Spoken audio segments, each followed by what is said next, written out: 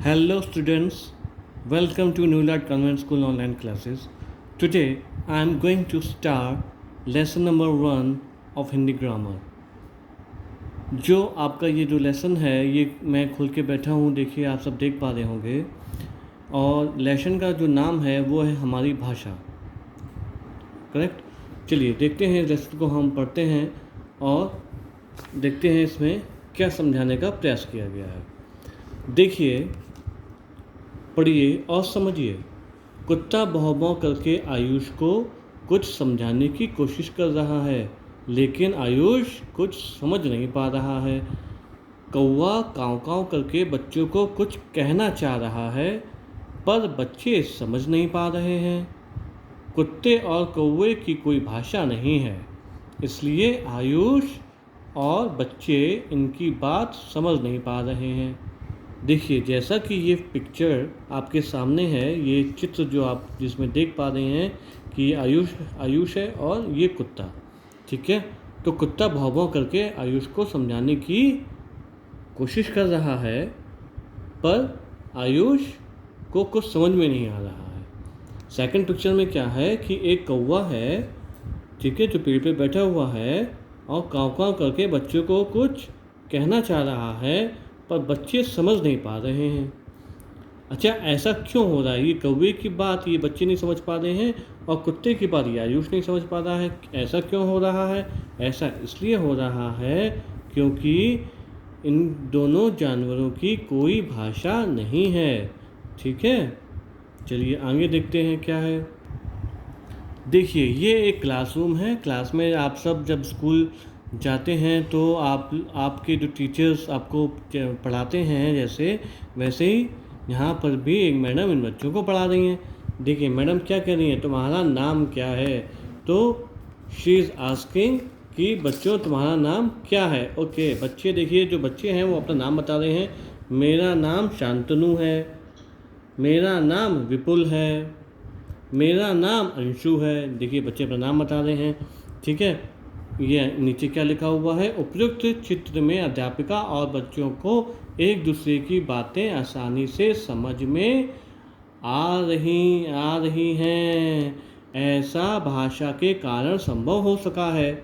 ऊपर क्या था बेटा कि कुत्ते की जो बात है वो आयुष समझ नहीं पा रहा था। यहाँ पे पर मैडम की बात ये सारे बच्चे समझ पा रहे हैं। क्यों समझ पा रहे हैं? क्योंकि मैडम जो बात कर रही हैं उनकी एक भाषा है, और जिस भाषा में वो बात कर रही हैं वो बच्चों को समझ में आ रही है। बच्चे भी वो भाषा जानते हैं, ठीक है। तो ये सब कैसे पॉसिबल हुआ? ठीक, क्योंकि भाषा के कारण, ठीक है। ये सब पॉसिबल इसलिए है, हम एक दूसरे की बात समझ पाते हैं क्योंकि हम लोग एक दूसरे से भाषा में बात करते हैं, लैंग्वेज में बात करते हैं। Now I am going to read the definition. मैं ये डेफिनेशन पढ़ने जा रहा हूँ। देखिए यहाँ पे डेफिनेशन लिखी हुई है भाषा की। क्या है इसमें परिभाषा? भाषा वह साधन है जिसके द्वारा हम अपनी बात दूसरों को समझा सकते हैं और उनकी बात समझ सकते हैं, ठीक है। ये चीज़ आप सबको समझ में आ गई होगी। भाषा क्या है? भाषा एक साधन है, ठीक है, जिससे हम अपनी बात दूसरों को समझा सकते हैं। यदि हमें कोई बात किसी दूसरों को समझानी है तो हम भाषा का प्रयोग करेंगे। फॉर एग्ज़ाम्पल, अभी मैं ये वीडियो बना रहा हूँ और जितने बच्चे ये वीडियो सुन रहे हैं उनको मेरी बात समझ में आ रही है।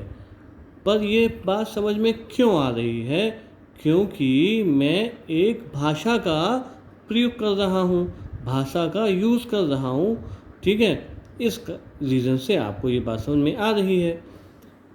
और यदि मैं भाषा का प्रयोग ना करूँ, मैं कुछ ऐसे बिना भाषा बोलने लगूँ, तो मान लीजिए कोई भाषा है हिंदी, तो हिंदी आपको आती है, ठीक है। भाषाएं तो बहुत होती हैं। अब हम यदि यहाँ पे फ्रेंच बोलने लगें तो आप समझ नहीं पाएंगे, क्यों? क्योंकि भाषा जो मैं बोल रहा हूँ वो आपको नहीं आती है, आप उसको नहीं समझ पाएंगे। पर यदि कोई मेरे सामने फ्रेंच बोले तो हम भी नहीं समझ पाएंगे। क्यों? क्योंकि वो फ्रेंच हमको भी नहीं आती है। ओके, चलिए मान लीजिए हम आपसे कुछ बोलते हैं, कुछ भी की कौं की, तो ये आपको समझ में नहीं आएगा क्योंकि ये कोई भाषा है ही नहीं। ठीक है, तो मैंने बोला ज़रूर पर आपको कुछ समझ में नहीं आया बिकॉज़ क्योंकि ये लैंग्वेज थी ही नहीं। तो भाषा क्या है? भाषा वो है कि जो हम समझ सकें और हम अपनी बात दूसरों को भी समझा सकें, दैट इज़ कॉल्ड लैंग्वेज, हम उसी को भाषा कहते हैं। चलिए आगे पढ़ते हैं। ओके, आगे क्या है? आगे है भाषा के रूप। देखिए भाषा दो रूप में होती है, एक मौखिक और लिखित। मौखिक भाषा को पहले हम समझते हैं कि जब हम बोलकर तथा सुनकर एक दूसरे के विचार समझते हैं तो उसे भाषा का मौखिक रूप कहते हैं। मौखिक मीन्स इंग्लिश में कहेंगे इसको ओरल। मौखिक क्या होता है? जब हम अपनी बात बोलकर तथा सुनकर एक दूसरे को विचार समझते हैं।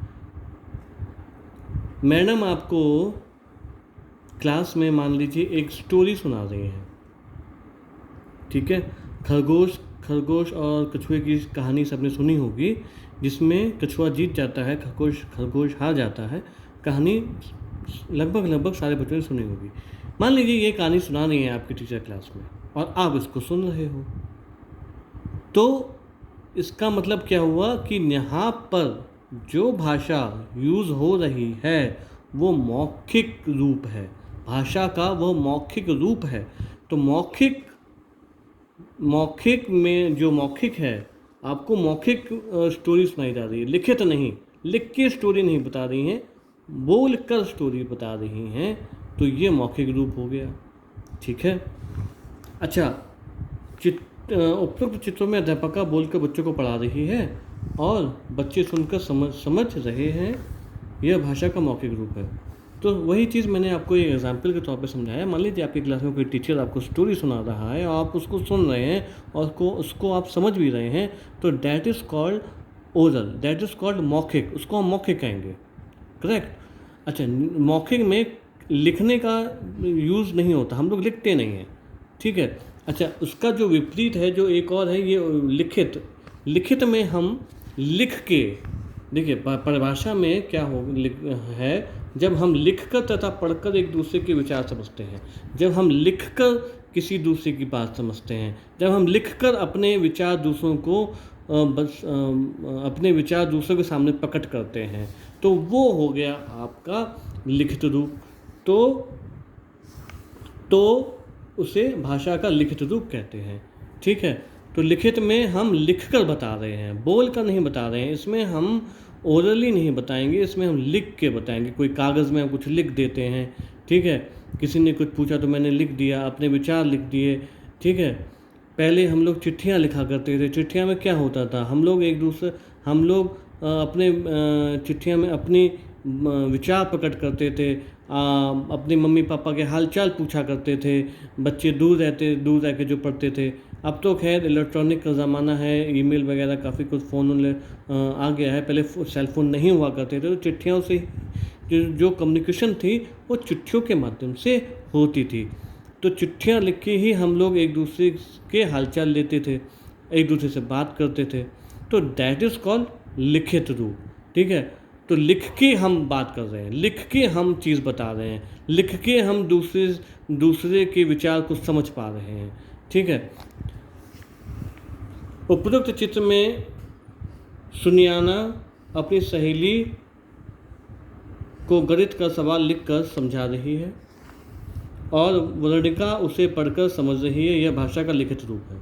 ठीक है, लिखित रूप का मैंने थोड़ा सा आपको समझाने का प्रयास किया एंड आई होप आप लोग समझे भी होंगे। चलिए, भारतीय भाषाएं। हमारे देश में अनेक भाषाएं बोली तथा पढ़ी जाती हैं। देखिए, हमारा जो देश है बेटा, इतनी लैंग्वेज किसी भी कंट्री में नहीं बोली जाती हैं, इतनी भाषाएं किसी भी देश में नहीं बोली जाती हैं। ठीक है, तो ये एक आपका नॉलेज के लिए था जो मैंने आपको बताया। कुछ प्रमुख राज्य और उनकी भाषाएं इस प्रकार हैं, जैसे गुजरात में गुजराती बोली जाती है, कर्नाटक में कन्नड़, उड़ीसा में उड़िया, केरल में मलयालम। तो पंजाब में पंजाबी, तमिलनाडु में तमिल, बंगाल में बंगला बोली जाती है, आंध्र प्रदेश में तेलुगु।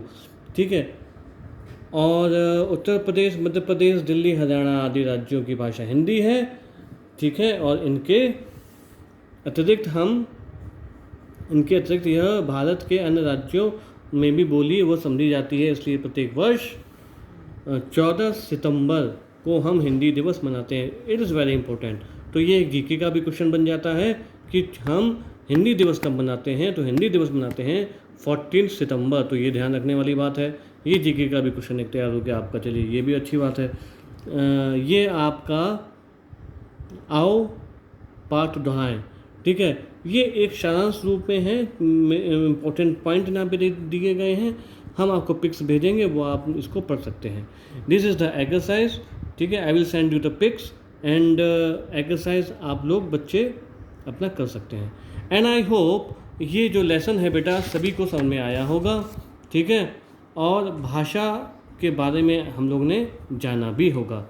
ठीक है, चलिए, I am going to end this video.